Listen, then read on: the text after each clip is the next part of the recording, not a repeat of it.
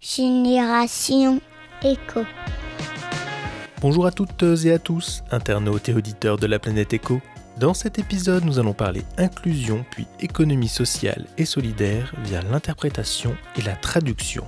Mon invité est Marion Béguier, associée et interprète français langue des signes française chez Equicom, un service coopératif d'interprètes français LSF dont le leitmotiv est l'équité dans la communication. Une interview réalisée en visio. Alors bonjour Marion. Bonjour. Est-ce que vous pouvez donc nous présenter la genèse d'Equicom et ce qu'est Equicom? Donc Marion Béguier, moi mon métier c'est interprète français langue des signes française et je travaille donc chez Equicom qui est un service d'interprète en langue des signes. On est 3 interprètes, c'est une société coopérative et nous sommes toutes les 3, donc Mélanie, Juliane et moi-même, salariés mais aussi associés de cette scope. D'accord. Voilà. Bon, super. Et donc c'est sur Angers. C'est une scope qui est à Angers, qui a été créée en 2013. Au début, elle a été portée par Coup de pouce 49, qui est un collectif qui permet de faire émerger les entreprises, d'accompagner pour ensuite se lancer, ce qui a été le cas pour Equicom. Voilà. Donc, je pense que j'ai dit l'essentiel sur Equicom. Comment travaillez-vous en fait avec les entreprises et les collectivités pour proposer en fait la langue des signes? Est-ce que c'est eux qui viennent directement à vous? Est-ce qu'il y a une démarche différente qui existe? Alors, il y a plusieurs possibilités. Souvent, les entreprises qui ont des salariés sourds viennent nous solliciter puisqu'elles ont besoin de faire interpréter les entretiens, les réunions. Et puis, nous, on va aussi vers, par exemple, des collectivités pour essayer de proposer plus d'accessibilité, notamment sur des conférences ou des événements culturels. Donc, c'est un peu les deux finalement. On est sollicité, mais on essaye aussi, nous, de développer l'accessibilité sur plein de domaines différents à Angers. D'accord. Et est-ce que vous pensez qu'on peut aller encore plus loin justement dans l'accompagnement et dans l'inclusion donc des sourds et malentendants dans la société justement? Oui, bien sûr, il y a déjà des choses qui se font là de plus en plus parce qu'on voit aujourd'hui que les personnes sourdes, elles ont de l'accessibilité, notamment à la télévision ou dans plein d'événements, mais il y a beaucoup de champs qui restent encore en manque d'accessibilité. Je pense notamment à des domaines très importants comme le milieu médical, judiciaire, où il y a de plus en plus d'interprètes, mais on voit que parfois ça pêche encore. Donc nous, on a aussi ce côté un peu militant, où on essaye de défendre ça pour la communauté des sourds. Je pense aussi aux écoles. Il y a des enfants aujourd'hui qui n'ont pas forcément un enseignement avec la langue des signes. Donc ça, il faut aussi continuer à militer pour cette accessibilité-là. Et puis, des événements aussi importants qui sont du domaine culturel, les musées, des conférences, de la prévention, plein de choses.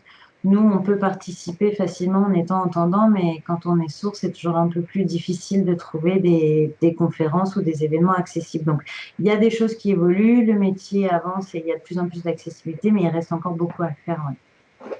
Oui, généralement, quand on voit donc des traductions qui sont faites en langue des signes française, c'est souvent dans des petits macarons à côté, donc j'imagine que tu es dans un studio qui est fait donc et c'est toujours en live, hein, il n'y a jamais d'enregistrement préalable, j'imagine, non, c'est toujours du live. En général, c'est du live. Du live, ouais. Là, on a pu voir dernièrement le président de la République qui est venu à Saint-Barthélemy d'Anjou, et vous aviez la chance de faire partie des interprètes justement. Et cette fois-ci, donc, c'était pas une vignette, on vous a vraiment mis en avant, donc ça c'est vraiment hyper intéressant pour mettre donc les sourds et les malentendants donc vraiment dans la conversation. Est-ce que vous pouvez nous raconter un peu ce moment, comment ça s'est passé et ce qu'il en a découlé derrière? Alors, pour le médaillon, en fait, je pense que c'est plutôt un concours de circonstances, puisque l'Élysée, en général, aime avoir un interprète dans un médaillon. On l'a vu ensuite à Paris quand il y a eu des discours qui ont été faits directement à l'Élysée. Là, il n'y avait pas le dispositif technique pour nous mettre dans une petite pièce à côté. On a été installé aux côtés du président, mais c'était pas une démarche volontaire. Et finalement, c'est très positif puisque on est à un tiers au moins sur l'écran, ce qui est préconisé pour l'accessibilité dans le milieu audiovisuel. Et ça a été une vraie avancée pour la communauté des sourds. Et on a vraiment vécu ça comme un événement important. Or, c'était pas forcément ce qui avait été proposé par le gouvernement. C'était plutôt, voilà, ça s'est fait comme ça. Mais c'était très bien et nous, maintenant, on peut s'appuyer sur ça pour faire remonter ça au gouvernement et appuyer sur le fait qu'il faut continuer à mettre l'interprète au moins, voilà, comme je disais, un tiers, sinon le petit médaillon, ça ne sert pas à grand-chose. Et donc, pour l'expérience, alors il faut savoir que ça s'est fait très vite.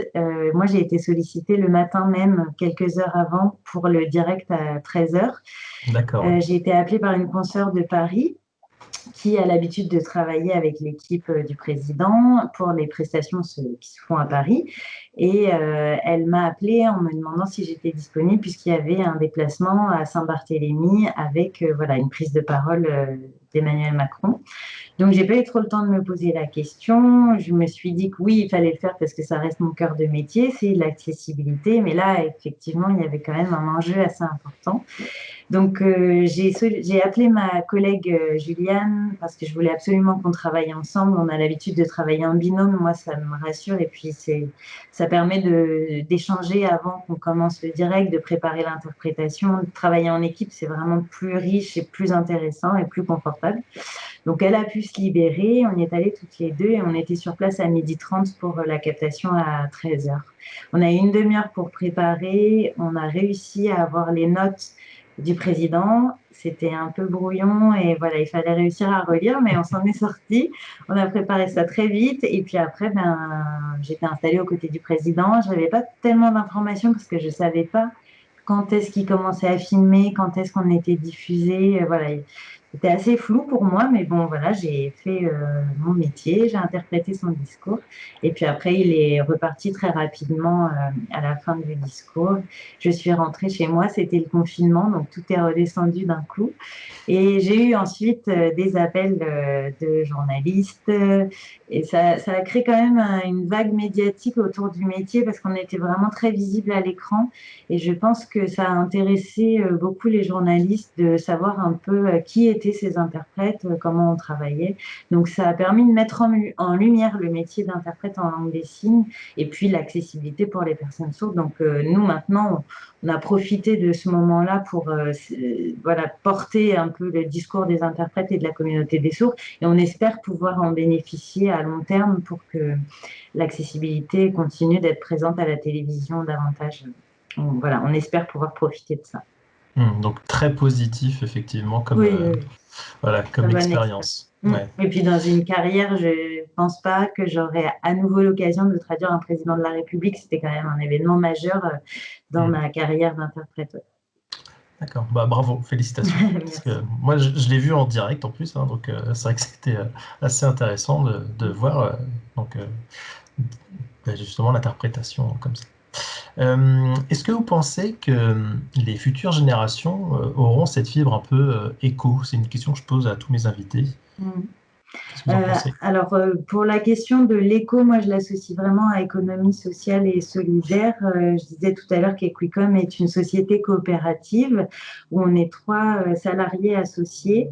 Moi, j'envisage plus maintenant de travailler sous un autre format que celui de la SCOP, puisque on est toutes les 3 aux manettes de l'entreprise avec chacune des compétences différentes, mais il y a une vraie cohésion entre nous et on prend des décisions ensemble pour le collectif.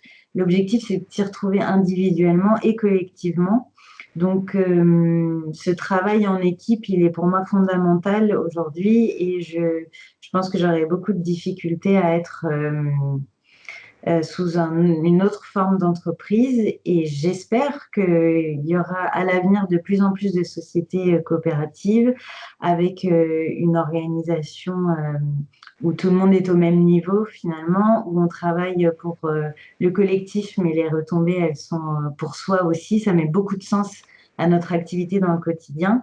Et j'ai espoir que les générations à venir aient envie de travailler sous ce modèle-là d'entreprise qui, à mon avis, aujourd'hui, est un modèle d'entreprise qui permet de s'y retrouver pleinement dans son activité professionnelle et aussi de pouvoir avoir un vrai équilibre vie personnelle, vie professionnelle, parce que c'est ce que moi, j'ai réussi à faire en travaillant chez Equicom. Et à mon avis, c'est un modèle d'entreprise qui peut beaucoup plaire à l'avenir. Ouais. D'accord. Ah bah non, super. Voilà. Comment on dit génération éco en langue des signes? En langue des signes, alors ça va être difficile d'interpréter parce qu'il y a beaucoup de sens possibles pour cette expression-là. Génération, on le fait en général voilà, avec les index qui partent de l'épaule et qui s'enroulent en allant vers l'avant, ce qui signifie en fait le passage de relais soit d'une génération à une autre, ou voilà, il y a quelque chose comme ça de redondant. Éco, il y a plein de signes différents, ça dépend si on parle d'écologie. Dans ce cas, ça reprend le signe de vert qui symbolise voilà, un peu tout l'environnement, la nature, etc. On peut faire l'environnement aussi. Si c'est plus économie, alors on peut symboliser voilà, une gestion d'argent.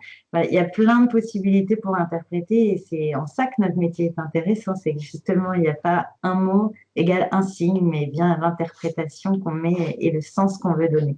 D'accord, donc il faudrait en fait trouver un signe spécifique Il pour dire faudrait, génération éco, voilà, comme on fait pour les prénoms et les personnes en fait. tout à fait. Là, moi, je donne comme ça mes premières idées, mais effectivement, puisque c'est un nom propre, puisqu'on parle voilà, là, du podcast, on pourrait lui attribuer un nom en langue des signes, mais ça, il faut appeler la communauté des personnes sourdes et voilà, sonder un peu, avoir des avis et proposer un signe. Ouais. Ouais, c'est intéressant. Ouais. Moi, j'ai Pourquoi pas. un ami qui est sourd. Et moi, mon signe, hein, c'est effectivement, c'est comme ça. Voilà, sur la main. Parce que, apparemment, dans mon implantation de cheveux, j'aurais 2 trucs comme ça. Voilà, donc c'est plutôt amusant d'avoir ce genre de choses. Equicom, comment on peut vous contacter? On a un site internet www.equicom.fr sur lequel il y a toutes les informations. On peut être joignable aussi par WhatsApp vidéo, voilà, pour des personnes sourdes, et puis mail, téléphone. Toutes les infos sont sur notre site internet et on est implanté à Angers. On travaille dans tout le département et on fait partie d'un collectif national qui s'appelle Trait d'Union Interprétation. Qui permet voilà, de relayer éventuellement des projets qui ne seraient pas en local, mais à l'échelle nationale. Très bien. Bah, merci beaucoup Marion pour cette interview. Plaisir. T'as aimé cette vidéo? Abonne-toi.